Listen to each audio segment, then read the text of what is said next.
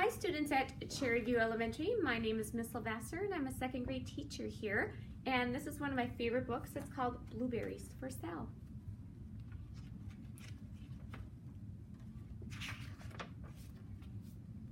One day, little Sal went with her mother to Blueberry Hill to pick blueberries. Little Sal brought along her small tin pail and her mother brought her large tin pail to put blueberries in. "We will take our berries home and can them," said her mother. "Then we'll have food for the winter." Little Sal picked 3 berries and dropped them in her little tin pail. Ka-plink, ka-plink, ka-plunk. She picked 3 more berries and ate them. Then she picked more berries and dropped 1 in the pail, ka-plunk, and the rest she ate. Then little Sal ate all 4 blueberries out of her pail. Her mother walked slowly through the bushes picking blueberries as she went and putting them in her pail. Little Sal struggled along behind picking blueberries and eating every single one. Little Sal hurried ahead and dropped a blueberry in her mother's pail. It didn't sound ka-plink because the bottom of the pail was already covered with berries. She reached out inside to get her berry back, though she really didn't mean to. She pulled out a large handful because there were so many blueberries right up close to the one she had put in. Her mother stopped picking and said, "Now, Sal, you run along and pick your own berries. Mother wants to take her berries home and can them for next winter." Her mother went back to her picking, but little Sal, because her feet were tired of standing and walking, sat down in the middle of a large clump of bushes and ate blueberries.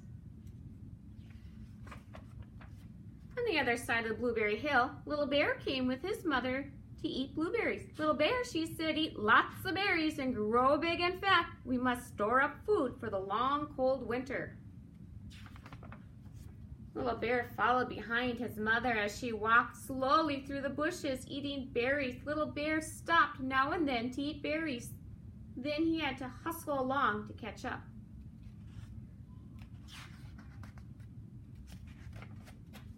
Because his feet were tired of hustling, he picked out a large clump of bushes and sat down right in the middle and ate blueberries. Over on the other side, they had little Sal ate all of the berries she could reach from where she was sitting. Then she started out to find her mother. She heard a noise from round a rock and thought, "That is my mother walking along."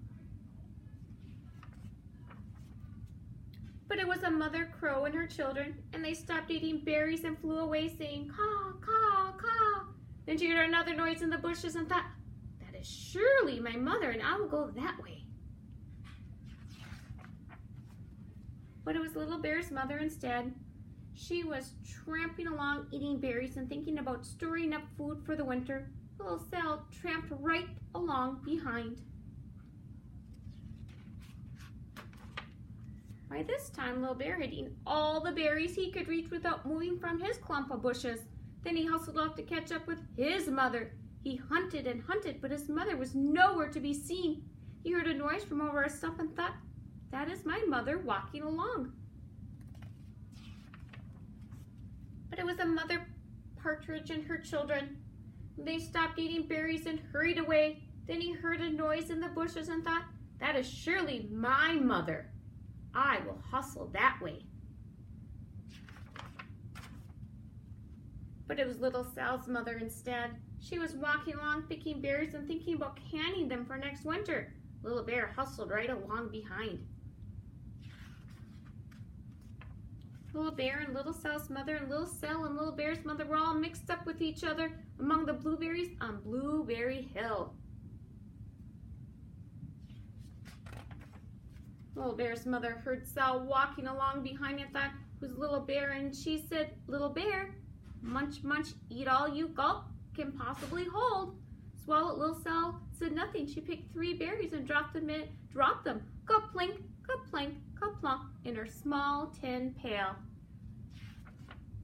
Little Bear's mother turned around to see what on earth could have made a noise like ka-plunk. "Grump!" she cried, choking a mouthful of berries. "This is not my child. Where's Little Bear?" She took one good look and backed away. She was old enough to be shy of people, even a very small person like Little Sal. Then she turned around and walked off very fast to hunt for Little Bear. Little Sal's mother heard Little Bear tramping along behind and thought it was Little Sal. She kept right on picking and thinking about canning blueberries for next winter. Little Bear padded up and peeked into her pail. Of course, he only wanted to taste a few of what was inside, but there were so many and they were so close together that he tasted a tremendous mouthful by mistake. "Now, Sal," said Little Sal's mother without turning around, "you run along and pick your own berries. Mother wants to can these for next winter." Little Bear tasted another tremendous mouthful and almost spilled the entire pail of blueberries. Little Sal's mother turned around and gasped, "My goodness, you are not Little Sal. Where's my child?" Little Bear just sat munching and swallowing and licking his lips. Little Sal's mother slowly backed away. She was old enough to be shy of bears, even very small bears like Little Bear. Then she turned and walked away quickly to look for Little Sal.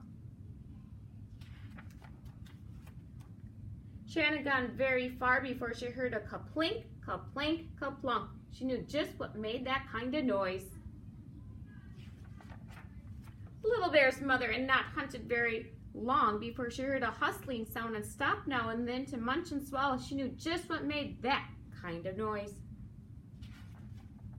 Little Bear and his mother went home down one side of Blueberry Hill, eating blueberries all the way and full of food stored up for the next winter. Little Sal and her mother went down to the other side of Blueberry Hill, picking berries all the way, and drove home with food to can for next winter. A whole pail of blueberries and 3 more besides.